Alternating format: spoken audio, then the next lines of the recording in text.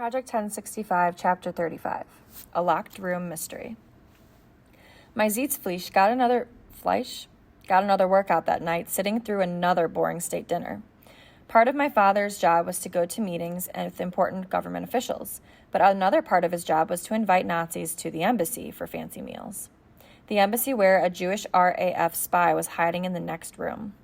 It was all I could think about while the Nazis around me talked about factories and battles and the Edelweiss pirates.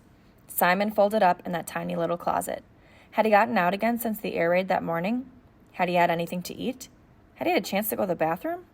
Suddenly, I realized everyone was looking at me expectantly. Someone must have asked me a question. I'm sorry.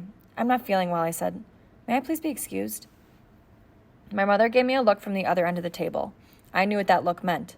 The best way to keep Simon hidden and safe was to pretend that nothing was different, to smile and laugh and be a good little Hitler Youth at the dinner table. But she took pity on me with a sigh. Take your plate with you, she told me, in case you're hungry later. Take a plate for Simon, she meant. She knew exactly where I was going.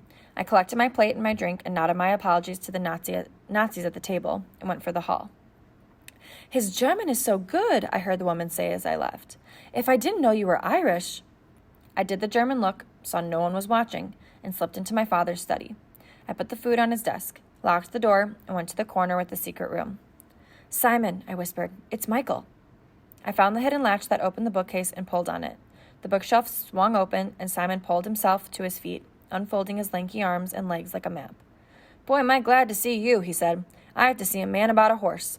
He hightailed it to the private bathroom off my father's study, and I waited while he relieved himself. We have to be quiet, I warned him when he came out. Ma and Da are hosting a dinner party. The dining room's crawling with Nazis. Foxes in the hen house, eh? He said, falling on the food I'd brought him. There's no potatoes, he said around a bite, joking again about the Irish and their love for potatoes. Didn't you hear, I said? There was a potato famine 100 years ago. Truth was, even though we were in an embassy and could afford the best of what was available, the war made food as scarce here in Germany as it was back in the British Isles, and we both knew it.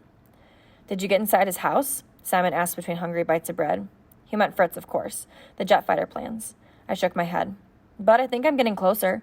We trained after school. After we did some exercises, I taught him how to fight. Fighting. The other Irish pastime, Simon said. After drinking, of course. We wouldn't have gotten so good at either one without the English as neighbors, I told him. Simon lifted his cup of tea to me in salute. He enjoyed our verbal sparring as much as I did. I smiled.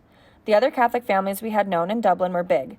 Lots of sons and daughters, and in my daydreams, I had an older brother who would joke with me, wrestle with me, stay up late with me discussing deep thoughts, defend me when bullies ganged up on me in the schoolyard. For a moment, I imagined Simon like part of our family, saw a future long after the war where we were great friends who got together in London pubs to talk about our jobs, our families, what books we were reading. I finished the Golden Spiders, I told him.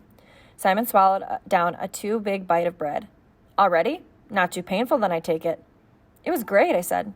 And it really had been. It was about a boy in New York who sees a woman in a car call for help, a woman wearing earrings that look like golden spiders. And he goes to the famous detective Nero Wolfe and his assistant Archie Goodwin for help. I like Archie a lot, I said. Wolfe's smart, but he's a jerk. Simon laughed. Yes, he is. What was your favorite part? We talked about the book for a few more minutes while Simon inhaled what was left of the food and drink. I think next, he said, going back inside the little closet with all the forbidden books. We'll try something by Agatha Christie. He scanned the shelves and looked for the book he wanted. A Locked Room Mystery, he smiled and gestured to his tiny apartment. Seems appropriate. Or no, wait, here. The Maltese Falcon. You'll love this one. Suddenly, the doorknob to Da's study turned. The door cracked open. I flung the secret bookshelf door closed on Simon and threw myself backward against it to make sure it was closed as someone knocked and stuck his head inside the door.